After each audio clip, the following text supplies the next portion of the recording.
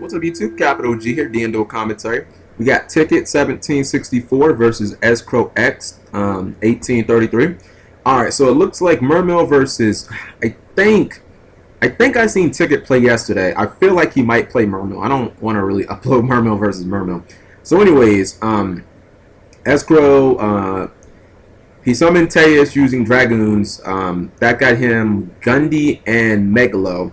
He discarded Gundy and Pike from Megalo, so he put a spear in his hand, and now he's going to use Pike for, he's going to get Pike with Gundy. Pike discards Marksman, which, Undyne? Undyne's nice with, okay.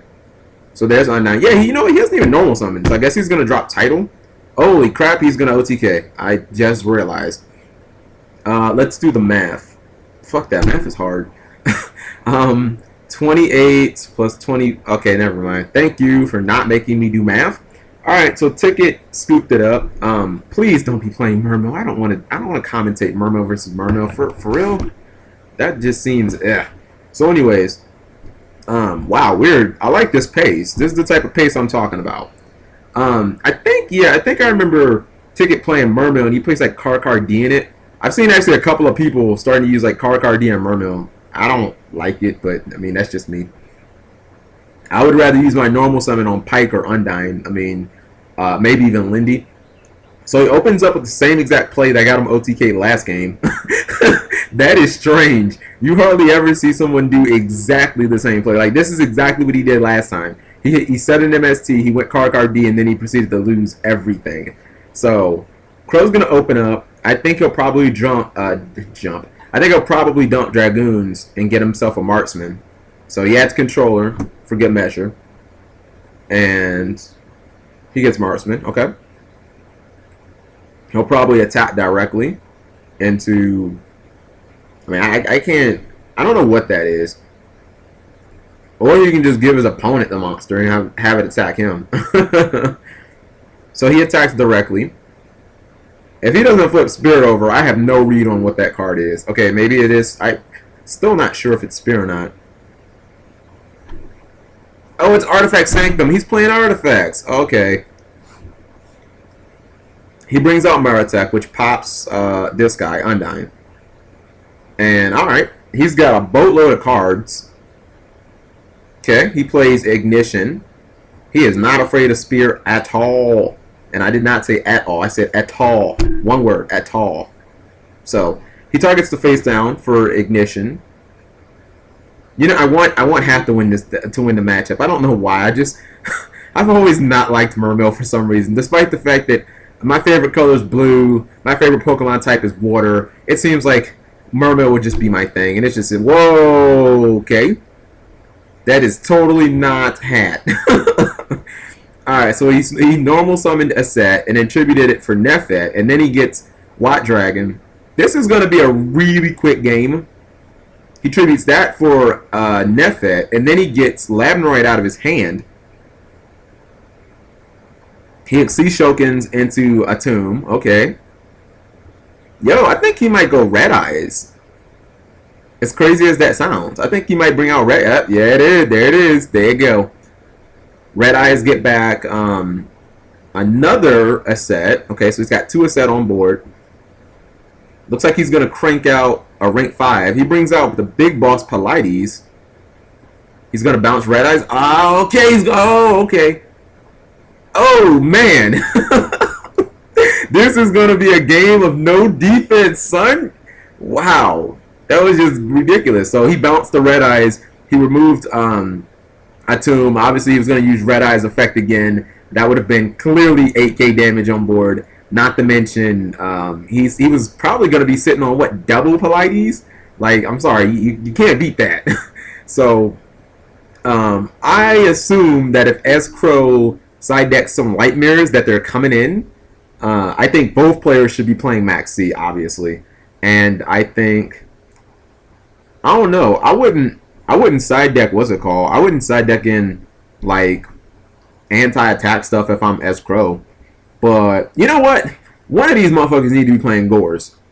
I don't know why. I think Gores is, like, so good of a card right now. Because no one expects it. I can't get over how that dude dropped Gores at Euros and Mermail, and it was the fucking like, this shit was, he was like a best dweller attack, and he was like, Gores, you mad nigga, like, I don't know, I think Gores is fantastic right now. There's just nobody plays it. Alright, so Escrow opens up with the Undyne, probably Dragoons. If you hear me guys chewing, I'm eating carrots right now, I'm sorry. So, he's either going to dump Dragoons or Title. I don't know many people that dump Title turn 1, but I guess if Dragoons is in your hand, then, you know, what else you got? Okay, he does exactly what I said. He's like, hey, Capital G, I have Atlantean Dragoons in my hand, so fuck you. I guess he does. Anyways, I mean, I guess he's setting up for a potential Leo play. I don't know how Hieratics handle Leo, so... Well, he has Artifact Ignition, or excuse me, he has Sanctum, so he don't get no fucks. Alright, so he goes back to the well, activating... Oh, never mind. MSTs it. I think he got a little too ahead of himself with that play. It worked for him in game 2. I think he went a little too overboard. So Spear is gonna die. If you had the MST, he used MST. If you had the MST, you could have just set Sanctum and just like passed. You know what I mean? Like, you could have just left MST in your hand, knowing that if your opponent in phased, if they tried to use main phase 2 Spear, then you could have just easily MST'd it. And then if they tried to use Spear on their turn, then you could have used Ignition. So, like, if I have 2 MSTs essentially as he did, there's no way that I'm going to blind MST against Mermail. Not going to happen ever. Because I feel like I'm good. Alright, so he has Convocation. And that gets him Tefnuit, obviously the card he wants. And he's going to special it. Doesn't have too many cards to work with, though. He's going to tribute that for Watt Dragon. That's going to get him Labnorite from the from the deck. He's going to Exceed. He goes into Hieratica Tomb. And he brings out Nefet. Nefet activates the effect to pop. And he brings out a second Labnorite.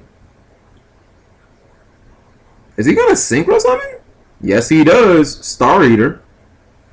Alright, so he's going to attack for 26 and 32. He's probably just... Oh, no, he leaves a card in hand. I hope for him that is Max C in his hand. I really do. Play goes back to Escrow, who has 6 cards. 6.5 if you count Title. He just needs one more card to make Title live. Never mind, he has Title's live now, so 7. He discards Marshner for Megalo. And Pike. Now he has to be a little bit concerned about the rank 7s. Obviously, Big Eye. If he has a Fat Veiler, which is obviously a good card against this deck, you know, no concern. Okay. What? Why did he pop the face down? Why did he use Marksman effect knowing that it was Artifact Marotek? Unless he wants to Dark Hole him. I don't know. I don't think that... I don't really understand that play. I mean, you knew it was Marotek because he used Ignition, so... Maybe he knows something I don't. Okay. I'm just going to shut up because Escrow has a super high rating, although not as high as mine. He must know what he's doing. Alright, so... He brings out Title. I mean, he can just run over Marotek. I get that.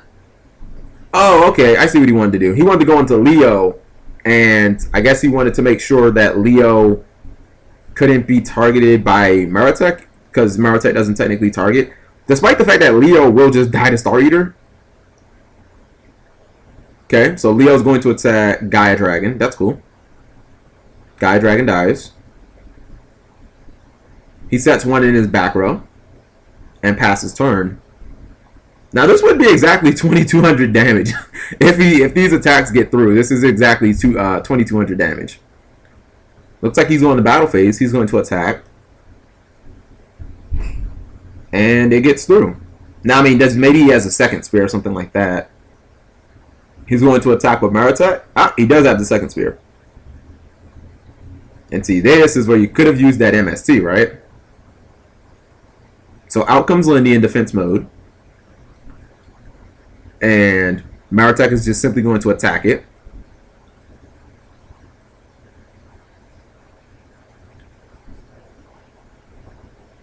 I wouldn't be surprised if he brought out Pike, because Pike gets, well, no, Pike gets Undyne, which gets Controller, but then, I don't know, I feel like he needs to exceed. Okay, he does bring out Pike. Maybe have the Infantry. It's a Marksman, so he's just getting a 1-for-1. No cards to hit for Marksman. I mean, there's always Gundy. Yep, he gets Gundy to hand. And now if you're Ticket, you obviously have to be a little concerned with that. Okay, so he's going to play Hieraticats, or excuse me, Hieraticats. He's going to play Convocation. That gets him Neftet. He's going to bring out Pallades. Yeah, he's going to bring out Pallades. I guess, anyway. Yep, there it is, Pallades. He obviously didn't summon because he knew that he had 2,200 damage on board, so there was no need to commit. Alright, he uses normal summon. I guess I would just bounce. I'd probably just bounce Controller back. I don't want to lose my field to a Black Rose Dragon. I think that's one of those situations where you have to. He does. I mean, your opponent, your opponent can bring out Title. That's cool, but I mean, I'd rather not lose my whole field to Black Rose Dragon. If I have to lose one of my monsters to a Title attack, then I mean that's what you have to do. Okay, and you couldn't bounce the Pike because then your opponent could just use Gundy like on you, and you don't want that happening. All right, so down goes Pallades, and Escrow sets 1. Escrow has card advantage. Ticket has field advantage. Although Hieratics is such a combo-oriented deck, I don't know with him drawing cards. I mean, he definitely doesn't want to draw any artifacts. I mean, Sanctum would be like a godsend, though. Sanctum would be amazing for him. I'd say Ignition would be amazing for him, too. Alright, so he's going to Soul Charge. Quite frankly, I'd go for 4. I'd give up my entire field. Yeah, I'd give up everything. Or what I mean is, I basically load up my entire field. Because I can make Photon Strike Bouncer. I can make another Pallades. I got options here, you know what I mean? So he gives up 4,000 life points. And if you have Torrential, I'll just live with the results. Because you were going to Torrential me anyway, whether I did 1 or 3. You know? He brings out a Tomb. And he says, okay. I'm trying to think of what Xyz he can make. It sucks that he doesn't run any of the... you can't make rank 4 Xyz in this deck because he can make like... he could go for Diamond Direwolf. Damn it, I always say that. He'd go for the Sailboat. Black Ship of Corn. Pop this motherfucker. And then go into like Abyss Dweller and just lock down his graveyard. So that'd be cool. Alright, so he's going to activate Sue's effect to pop the face down. And this way, if his opponent has the 3rd Abyss Sphere, which I don't really think is likely. Oh, well, there we go. He's just going to scoop it up. I was going to say, if he had the 3rd Sphere, which in my opinion wasn't likely anyway, he would just get rid of it right then and there. You know what I mean? And he'd still have options for... actually, he could have went into that rank 6 guy, the dude that blows up 2 monsters. I imagine he was going to probably bring out that guy. Maybe a Photon Strike Bouncer as well. So, I mean...